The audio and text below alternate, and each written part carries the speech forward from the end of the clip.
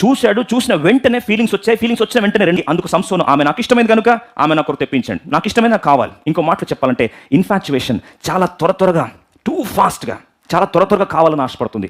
అదే ప్రేమ స్పష్టంగా బహుజ్ఞాని. ఇంకో మాటలో చెప్పాలంటే ప్రేమ గురించి మన భాషలో ప్రేమ పిపాస్ అంటారు కదా, బాగా ఎక్స్పెరిమెంట్ చేసి 1000 మంది మీద ఎక్స్పెరిమెంట్ చేసి కంక్లూజన్ సైంటిఫిక్గా ఎవిడెన్స్ బేస్డ్గా ఒక శాస్త్రవేత్త మహాజ్ఞాని, అంత జ్ఞాని పుట్టలేదు పుట్టబోడని రాయబడిన సొలొమోను కంక్లూజివ్గా రాస్తున్నాడు. వాస్తవం చూస్తే నిజమైన ప్రేమ ఎప్పుడు కూడా తొందరపడదట. ఇంకో మాటలో చెప్పాలంటే నిజమైన ప్రేమ పర్ఫెక్ట్ టైం కొరకు వెయిట్ చేస్తుంది. పరమగీతములు 2వ అధ్యాయం అందరం కలిసి 7వ వచనం కలిసి చదువుకుందాం.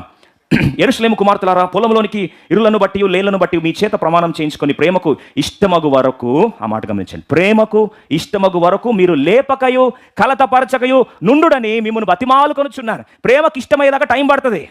పొద్దున్నే చూశాను, మధ్యాహ్నం ఫిదా అయిపోయాను, సాయంత్రం పెళ్లి, తర్వాత మరుసటి రోజు విడాకులు. అందుకు బైబిల్ సెలవు సత్యం ఏంటంటే infatuation is very very fast, but love takes time. కాబట్టి ఇంకా పరమగీతం 3వ అధ్యాయం 5వ వచనం చూడండి, పరమగీతములు 8వ అధ్యాయం 4వ వచనం, ఇవి ఎక్కడన్నా చూడండి.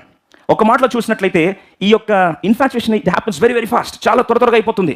కాబట్టి యవనస్తులను ఇచ్చే సలహా ఏంటంటే దయచేసి త్వరపడద్దు. సంసోను త్వరపడ్డాడు. ఈమెనే ప్రేమించాను, షీజ్ మై సోల్మేట్, నాకు ఇష్టమైన నాకు కావాలి, నేను చేసుకుంటాను, నాకు చేసేనన్నాడు. విషాదం ఏమైందండి, చివరికి ఆ పెళ్లి పెటాకులైపోయింది, ఫెయిల్డ్ మ్యారేజ్. అద్భుతంగా చరిత్రను శాసించాల్సిన వ్యక్తి తన యొక్క మొదటి ప్రయత్నం ప్రేమను అర్థం చేసుకోవడంలో ఓడిపోయాడు. ఇంకో మాటలో లవ్ ఫెయిల్యూర్కి క్లాసిక్ ఎగ్జాంపుల్గా మిగిలిపోయాడు. ఎందుకంటే ప్రేమ త్వరపెట్టదు. ఇంకో మాటలో ప్రేమ సరైన సమయం కొరకు వేచి ఉంటుంది. నువ్వు ప్రేమించే వ్యక్తి వెయిట్ చేయగలుగుతున్నాడా? Is waiting for the perfect time or is fast and is forcing you? Be careful. Infatuation is too fast, whereas real love will wait.